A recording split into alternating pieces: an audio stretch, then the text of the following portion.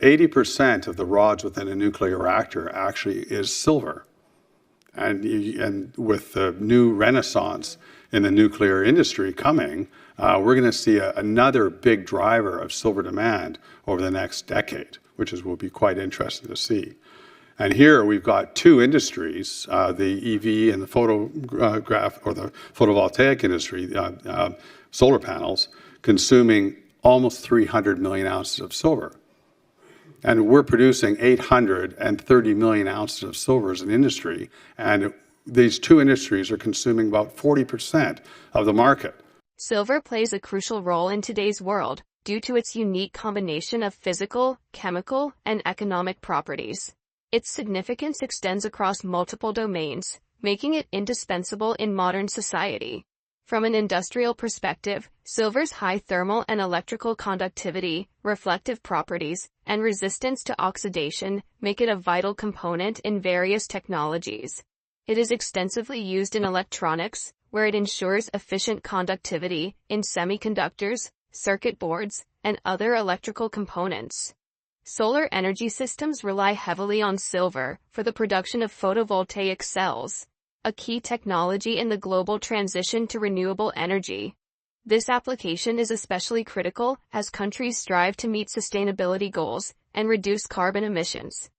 In healthcare, silver's natural antibacterial properties are utilized in wound dressings, medical devices, and water purification systems.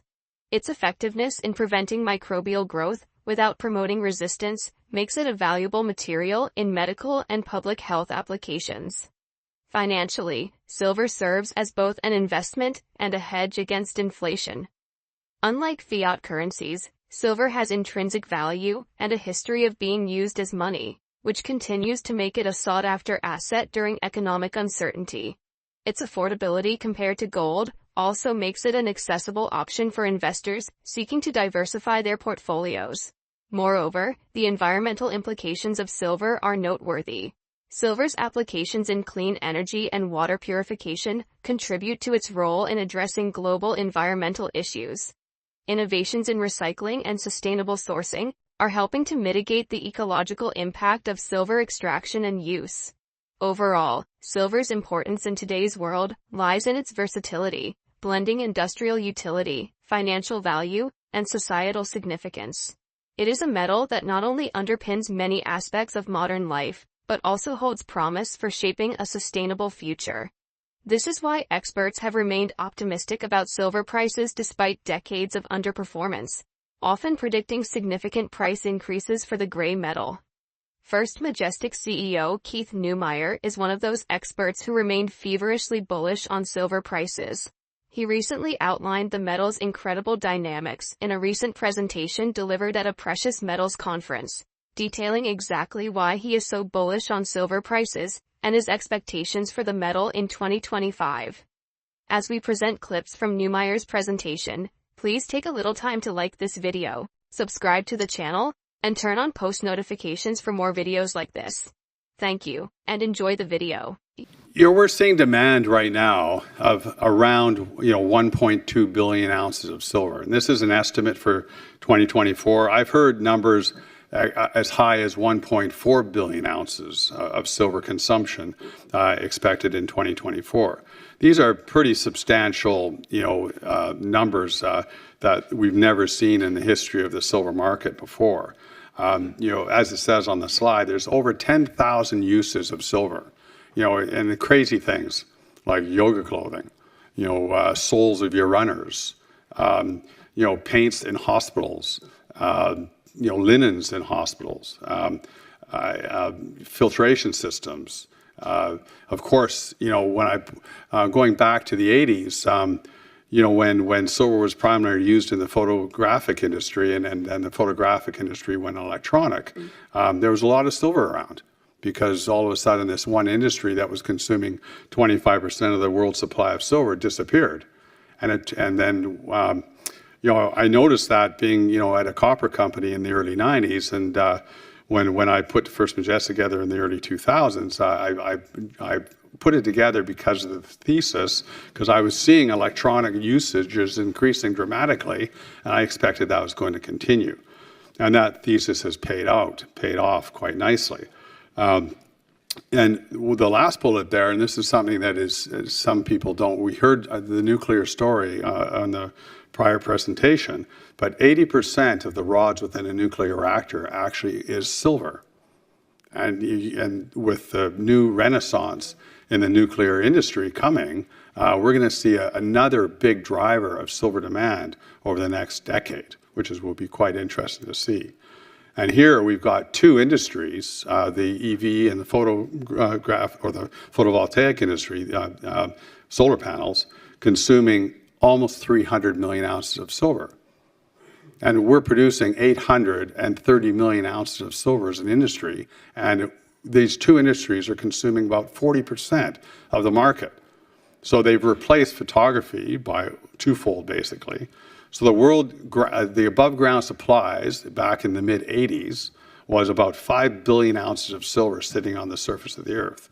Today it's estimated, and there's a slide coming up, that there's about 1.2 billion ounces of silver left on the earth surface. So this is the total supply, and you see that mine supply has been basically flat, slightly negative. We did have a peak back in 2016 of 880 million ounces. Then in COVID hit, we broke through 800 million, and then we had a recovery. Recycling has basically been flat. There's no money in recycling. Your cell phone has $3 or $4 worth of silver in it, and it's going to cost a recycler some multitude of that to even try to take it out.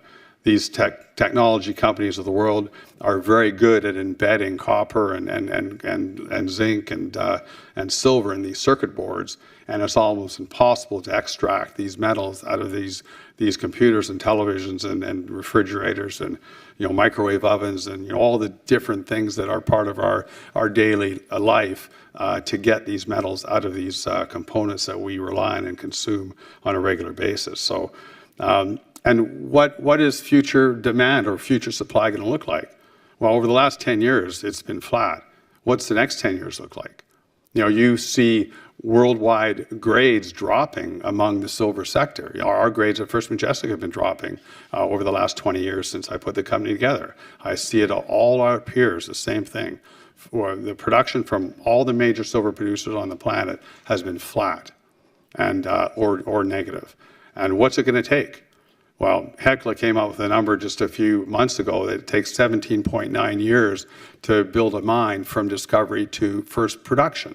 And that's a shocking number. So if you're ever going to see this number increase, what are you going to have to? First, you're going to have prices go up dramatically because the mining sector is not going to make the investment necessary. The mining sector is still in shock from 2011, 2012, where the mining sector thought that the metal prices were going to continue higher. Silver was 2011, silver was $50 in April. In September of 2011, gold was almost 1900. And the M&A activity in 2011, 2012 was quite paramount, and it hit a peak. And then over the next 3 to 4 years, all those mining companies wrote down those assets almost to zero, to zero in many cases. And the mining sector was highly criticized for buying assets that appeared to be at the top of the market. But the mining executives at the time were being told by the banks that silver was going to go to $70 and gold was going to go to 3,000.